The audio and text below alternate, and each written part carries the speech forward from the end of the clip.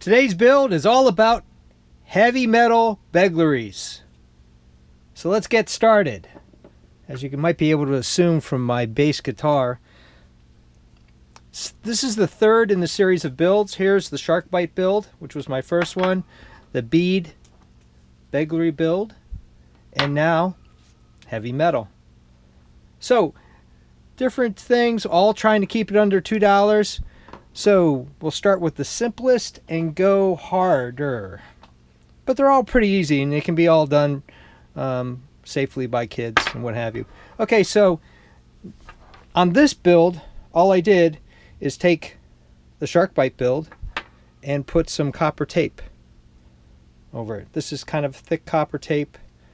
Peel it, stick it. It's pretty easy, and it gives you a beglery with a little bit of different style and shine.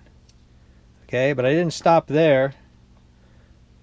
I found these metal beads, about ½ ounce a piece, at the store. And once again, I got them on sale, 50% off. So these $10 beads were $4 to $5, which brings the bill down to less than $2. You get a set of 6. So there's this version, the silver version, and then the combination of gold and black. And now I used the 95, I tried using both the 95 paracord, 95 pound paracord, and the bigger, I think it's 240, 550 paracord. Okay, and I'll tell you a little bit about that. So this is a little bit of a complicated build, and when you start getting into heavy metal weights, i.e. anywhere between ½ ounce to 1 ounce, you got to start worried about these being projectiles, either coming out of your hand and flinging into a television, a window, what have you, another person, or you know, just a little bit dangerous, a little bit heavy. So make sure you don't fling it around televisions, and make sure you got these knots all really figured out. This is a triple stopper knot. Run around there is very complicated, and then I got simple. So I went with just a regular overhand stopper knot and ran it through. And that's not going anywhere. I used a set of pliers to kind of wedge myself through.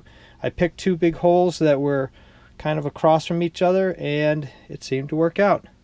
So I would recommend going this way with these heavy metal beads. Okay, and then I found sinkers. Okay, and you can buy any, these are assortments, they're all the same price.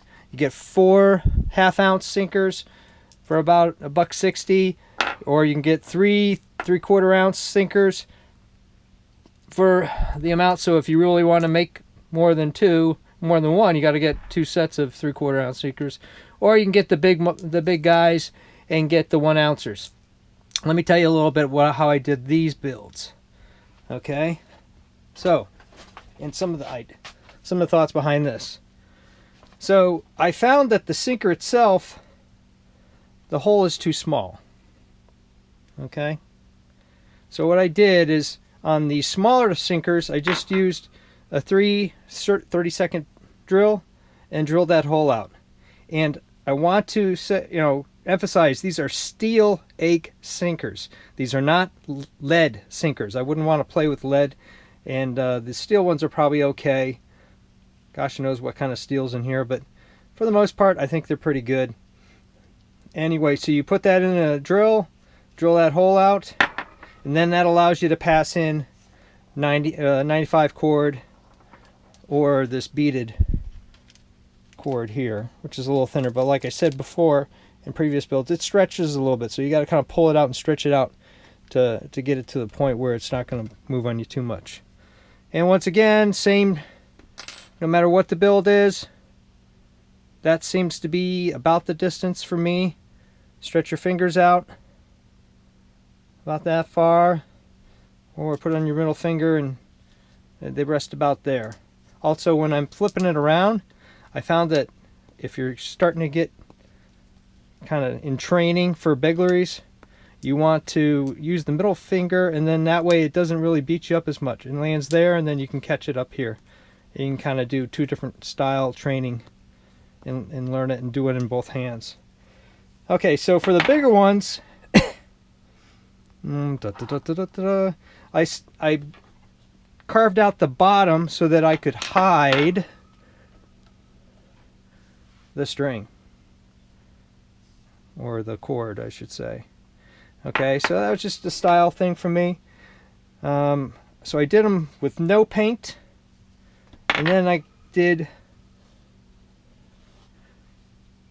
these two with paint, and I kind of combined the copper foil on top of the paint.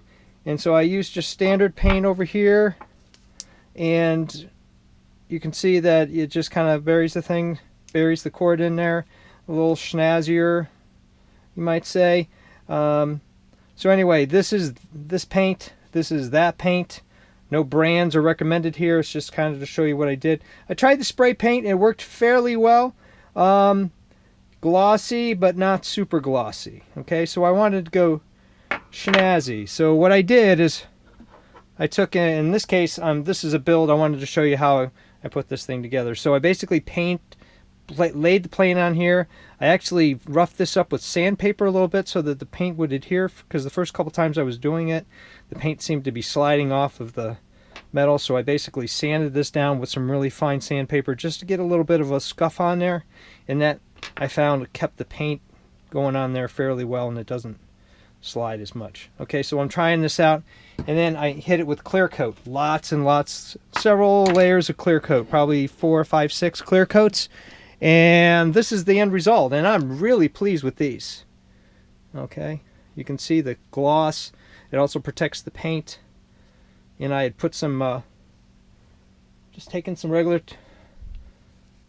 tape, marked it off, sprayed it out with spray paint in these cases, and like I said, hit it 6 or more times to get the gloss down and to make sure that there was no change between the transition between the metal and the paint, and I'm really happy with how those turned out. So all of these builds, easy to do, less than $2, and then you finish them up with the standard cord. Like I said, this is bead cord. This is 95-pound paracord, meaning that it takes 95 pounds to break it.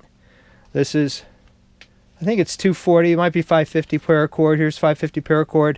You can see I've used all the different cords at different times. And then people are asking me, you know, how much cord do I need? Less than a foot. Okay, so you're talking 10 cents worth of cord once you get this thing, and you can build, as you can see from my builds, these are all the same cords I've used for the other builds, so dozens and dozens. For this is like 10 cents worth of cord here, and then you knot it on both ends. I use stopper knots on these. They seem to work really well, but you could use any knot you want. You just don't want these things to, like I said, to fling off and become projectiles, but I am pulling like for all I'm worth, and that sucker's not going anywhere. Okay, so they've locked down in there pretty good. And if you're really concerned, I guess you could hit it with some super glue or what have you to make sure that's not going anywhere, but I just kind of like it the way it is. And like I said, this is probably my favorite. Also, these have a heavy, nice, kind of crazy feel to them, and that's real simple. But don't discount just putting the simple copper on there. That makes it a lot of fun, as you can see right here. So there you go. Heavy metal Begleri bead build. Boy, that's a lot of bees. Anyway, enjoy. Always look forward to thumbs up and comments from you. Thanks again for watching.